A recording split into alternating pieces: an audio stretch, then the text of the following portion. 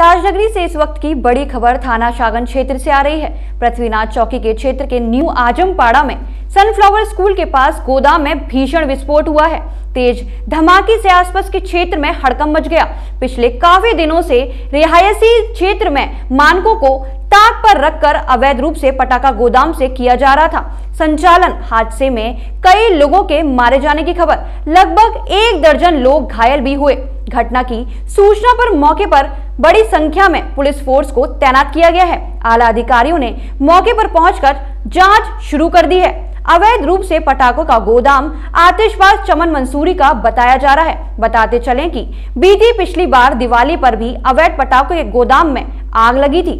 थाना शागन क्षेत्र के पृथ्वीराज चौकी के पास आजमपाड़े में उस समय चीख पुकार मच गई जब पटाखों के गोदाम में धमाके से 2 लोग घायल के मौत समा गए। धमाका इतना तेज था कि लगभग 1 किलोमीटर तक लोग दहशत में आ गए। धमाके की सूचना मिलते ही भारी मात्रा में पुलिस फोर्स भी वहां पहुंच गया। साथ ही आग बुझाने के लिए दमकल की गाड़ियों को भारी मशक्कत करनी पड़ी। आग की लपटें इतनी भयानक थी कि क्षेत्रीय निवासी घरों से भागकर सड़कों पर निकल पड़े। बड़ी घटना की सूचना मिलते ही जिलाधिकारी प्रभु एन सिंह और SSP बबलू कुमार मौके पर पहुंच गए। देखिए, सबसे पहले प्राइमरी अभी इलाज हो जाए उनका, जो यहाँ घायल है उनका SN मेडिकल में इलाज चल रहा है। अभी प्राइम FSI उनका यहाँ का लाइसेंस नहीं था, जो लाइसेंस था किसी और जगह का था। कुछ उन्होंने वहाँ स्टोर कर रखा था।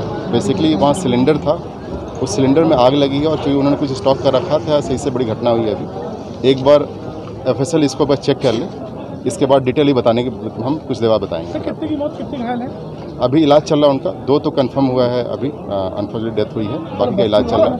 वहाँ SN मेडिकल में अभी हम लोगों ने अलग से वहाँ बात कर ली है कि उनका ठीक से इलाज हो। पूर्व में भी हादसा हो चुका है। एक बार हम लोग जहाँ भी अभी पूरे जनपद में जितने भी लाइसेंसेज हैं, जहाँ भी रिन्यूअल अभी होना ही है, अभी बिकॉज मार्च के बाद से भी कोई रिन्यूअल नहीं हुआ है, पुलिस की रिपोर्ट ले करके और जहाँ जहाँ बस्ती के अंदर है उनके सबको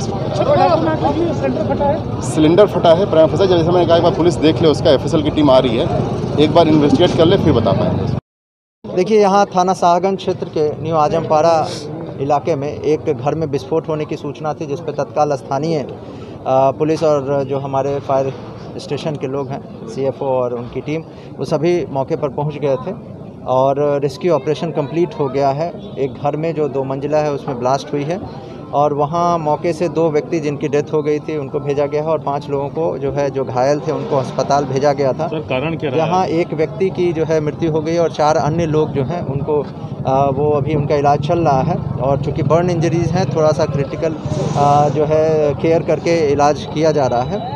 प्रथम दृष्टया देखने से और लोगों से बातचीत करने में वो सिलेंडर और की विस्फोट और साथ ही साथ वहाँ पटाखे भी रखे जाने की वो कुछ चीज़ें देखने में आई है और इसलिए FSL की टीम को बुलाया जा रहा है ताकि वहाँ से हम कुछ एविडेंसेस लें कि किस प्रकार के विस्फोटक वहाँ रखे गए थे। जो व्यक्ति हैं जिनका घर है उनके पास लाइसेंस होना ज्ञात हुआ है और लाइसेंस किसी दूसरे थाने का है, जिनका निवास यहाँ पे है।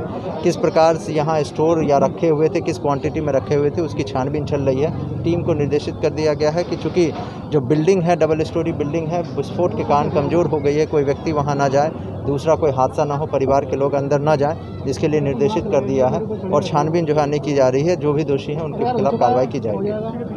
SSP बबलू कुमार ने बताया कि आतिशबाज चमन मंसूरी पर किसी अन्य जगह का विस्फोट पदार्थ का लाइसेंस था, जिसकी जांच की जा रही है। उसके बाद आगे की कार्रवाई की जाएगी। देखिए, चमन मंसूरी जो फायर क्रैकर्स हैं इन लोगों के, इनका एक मकान यहाँ पे है, उसमें आग की सूचना मिली थी। उसमें कुछ फायर क्रैकर्स की वजह से आग लगने की सूचना थी, साथ ही में सिलेंडर की भी फटने की सूचना थी।